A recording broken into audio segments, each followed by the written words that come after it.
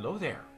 You're watching Sipping Off the Cuff and listening to Sipping Off the Cuff on Tequila Aficionado Media on all of our networks. I'm Mike Morales here in sunny San Antonio. That gentleman there is Matt Metris in frigid Rochester, New York.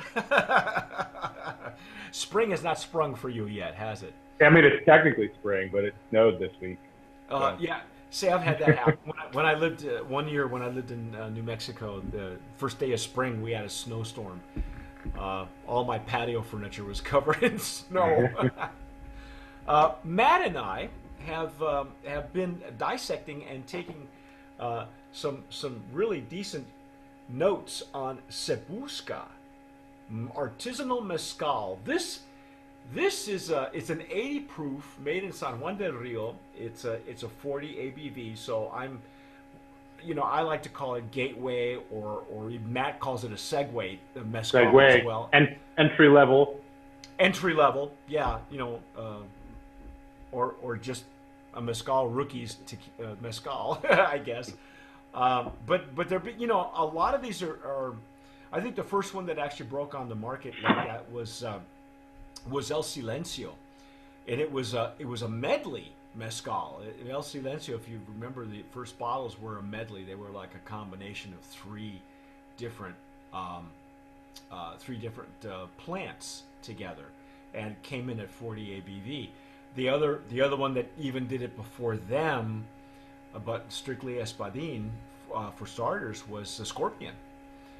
Scorpion started as right at the same time as Del Maguey. Only Del Maguey would come in artisanal with higher or ancestral. They would come in with a much higher ABV, but Scorpion came in at 80 proof.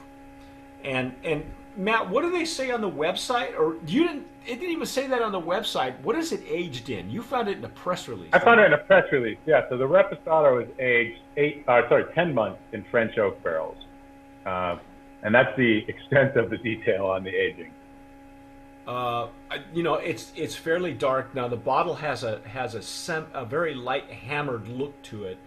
I'm really digging the packaging on this. Yeah, absolutely.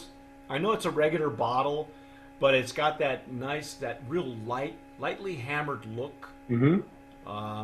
I had to nominate it for brand promise in the packaging, in the labeling, because it just gives that.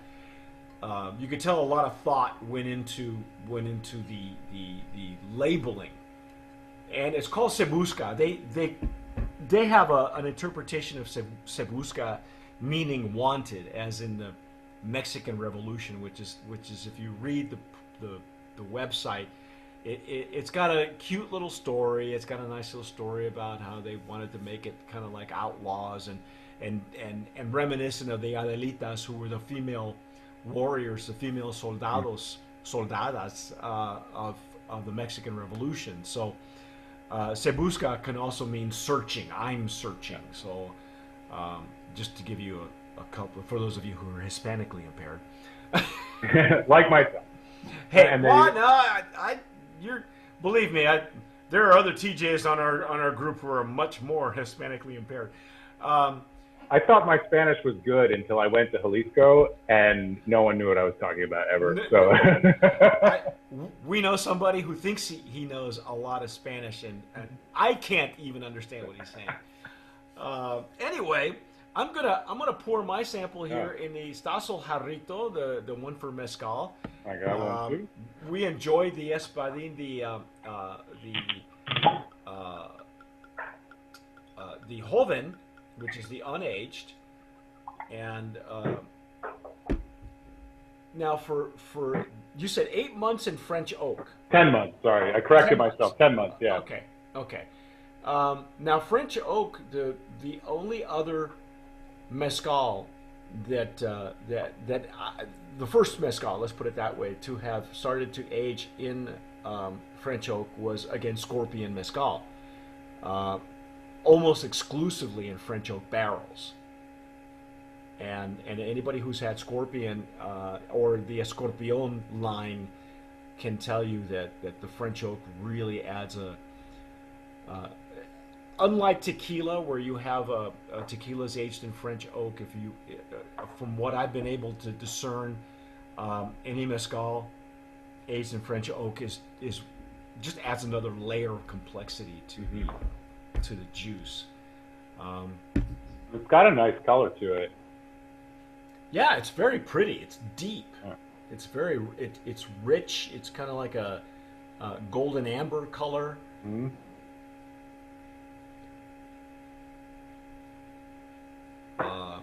Oh, pretty legs and tears too. Oh, Very yeah. nice. Yeah. Now the process that I have a problem with is they claim that they're roasting these using mesquite wood and gunpowder. No, folks, they're not using gunpowder. This does not smell like the 4th of July. It's not going to smell here in Texas. Nobody picks up their mess after the New Year's Eve and the 4th of July. So I know what the smell of gunpowder smells like. Okay. And I live outside the city limits, so they shoot stuff. You know, we have the best fireworks show you have ever seen. It's better than Disneyland. That's a pretty bold statement, Mike. You know what? If I hadn't seen it in Disneyland and then seen it here in my backyard on New Year's Eve, I wouldn't even say that. But I tell you what, there's some spectacular, and you know the finale. You know how some finales only last, I don't know, 10, 15, 20 seconds. We have a full 5 to 10 minutes of a finale. Wow. You know. Okay. I mean, so anyway. I'll come down on the 4th of July and check it out. Yeah, you should. If it's not raining or if we don't have monsoon. Yeah. Okay. It's still a lot of espadín. Yeah, it's very similar on the nose to the Hoven.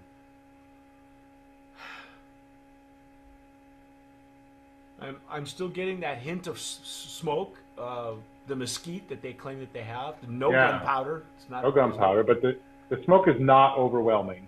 No, not at all. And it's faint. What I'm surprised is missing is I'm not getting a lot of oak on the nose either. Well, you and I have had French oak before. I mean, yeah. We can pretty much pull it off and pull it out. I've had Blanco tequilas that have been shortly aged in French oak barrels, where you can smell a little bit of the vanilla, a little bit of the, it's a very distinctive smell. I'm not getting that. No. Here. And maybe it hasn't opened up enough for me. That's true. Yeah.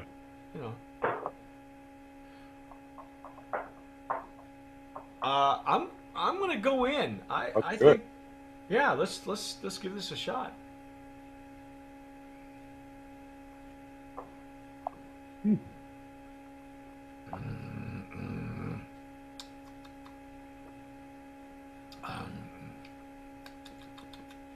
It's got a very similar profile to the Hoven. It's got that sweetness. Mm-hmm. Sweetness was I think at the Hoven I got the mystique first and then the sweetness, and it's vice versa in this one. I get the sweetness right up front, and then I'm getting that residual smokiness. It's a little more smoky than the Hoven, I think, on the sides. And that could be because of the wood. Now here's what I'm wondering. French oak is an expensive barrel. It's not cheap to make. Yeah. And if you don't believe me, Casa Noble, the tequila makes they're famous for their French oak resting in the Reposado and the Añejos. They have a beautiful video of where they source their French oak. Mm-hmm. Okay, and it's amazing, the cooperage. They literally have to go. There's a town in France where they make barrels just for them and other wineries. Mm. So what I'm wondering is, since I'm not getting that French oak, as a matter of fact, and I'll even back up further, sometimes there are some tequilas coming out of La Cofradía, which is where they make Casa Noble, mm-hmm. that they rest their tequilas, for a certain length of time in a French oak barrel, and you still get that residual sweetness and the French oak smell. Yeah, I'm not getting that here, and could it be because it's a really just used barrel, or could be? It could be. It'll be interesting to see because the Añejo is really, really dark. Yeah. So for it being a used barrel, that's pretty impressive too, unless there's some sort of additive in there that's giving it that color, which is always a possibility. But it says artisanal, so they're So technically speaking, it's not allowed to have any yeah, additives. Um, if it were more commercial, if it was a commercial or industrial, there are other tequila mezcals out there that don't have any of that on their ticketing, on their labeling, and you can almost bet that they're doing something industrial to it. Adding yeah. chocolate notes and things like that. Um, I don't. I don't know what to say. I was hoping for a little bit sweeter, and you've had Scorpion mezcal, Mm-hmm. right? Mm-hmm. So you know what to expect when a mezcal is added to a French oak Yeah. barrel. And I gotta say, this is not what I expected, and I can't tell if I'm disappointed or if I'm okay with it. Right. Because, Yeah. so I mean, what are your thoughts on this Yeah. this I mean, barrel thing?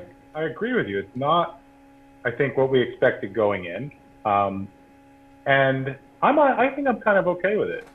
Um, Yeah, I kind of wish it were myself personally. I kind of wish it was more reminiscent of Scorpion, but yeah. it's not. And the one thing that to keep in mind is it's about half the price of Scorpion. So that's Yeah, that's true. you That's true. know Yeah, uh, it just could be. The French oak is famous. It does keep its.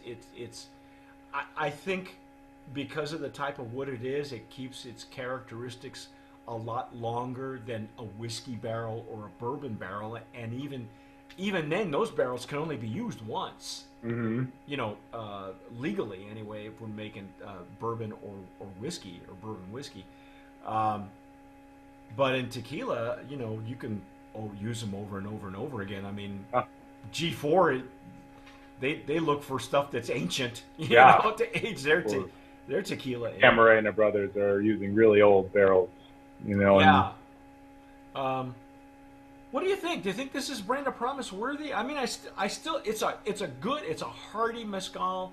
it is. It, uh, you know, um, I just expect there are hints. Don't get me wrong. There are hints of the French oak in the nose, Yeah. but I was hoping for more on the palate. Because again, for those of you who have had Scorpion or any other mezcal rested in French oak, you know that it adds an additional layer. It doesn't mask the hmm mezcal. It adds a layer to it. And this one, if you're a French oak fan, you're going to be underwhelmed because there's no residual sweetness coming from the barrel either. You notice that? Yeah.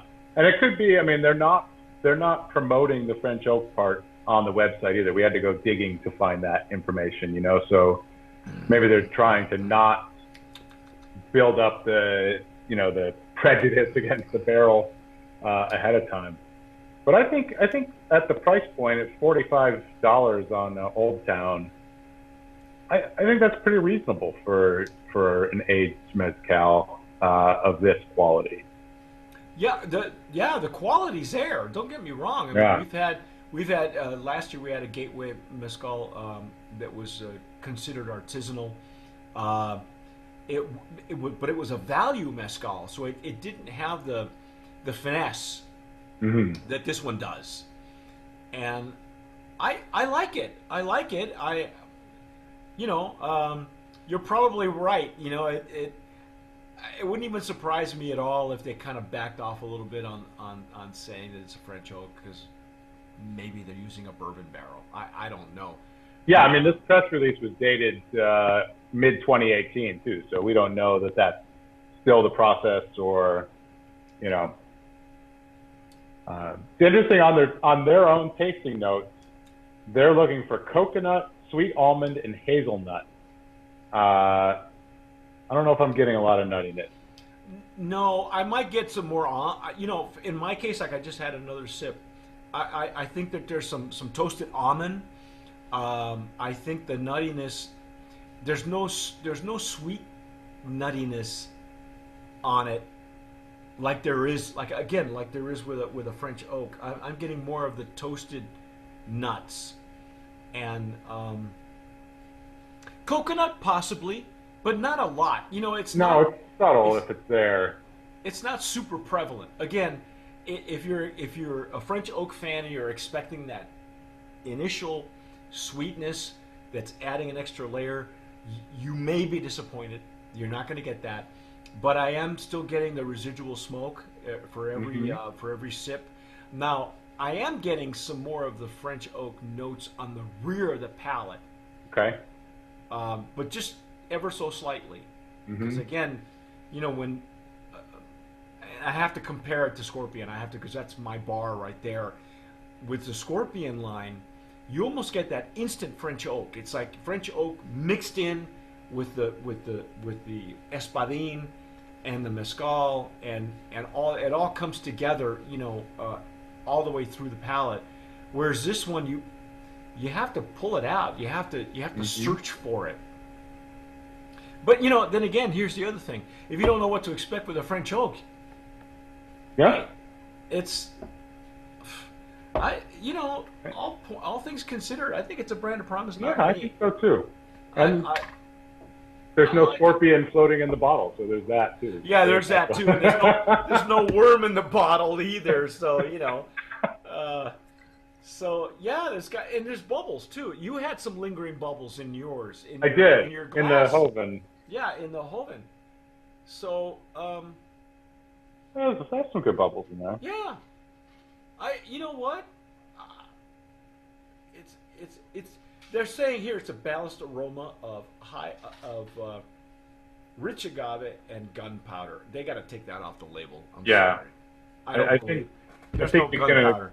agree that that's marketing. Marketing got a hold of the label. Yeah, And that's a lot of what did Rick call it? A marketing happy talk, happy speak, because that's what it is. And I tell you what, this having been aged, also if it did have gunpowder, it would come right out. You would know it. right. You know, because it's just the gunpowder is a very distinctive. You know, for those of you who have your own firearms, you know what I'm talking about. But anyway, Brand of Promise nominee in the artisanal mezcal gateway category. That is our take on Busca, Reposado. But stick with us. We've got the Añejo coming up. I am Mike Morales here in San Antonio. That gentleman out there is Matt Metris in Rochester, New York. You have been listening and watching Sipping Off the Cuff on Tequila Aficionado Media on all of our platforms. Download us on anywhere that you listen to your podcasts. Also, as Matt would say, as he points down to that red button, please subscribe. Press that red button. You know, and Matt will show you his tattoo of the Tahona. But in any case, tomar sabiamente. Sip wisely.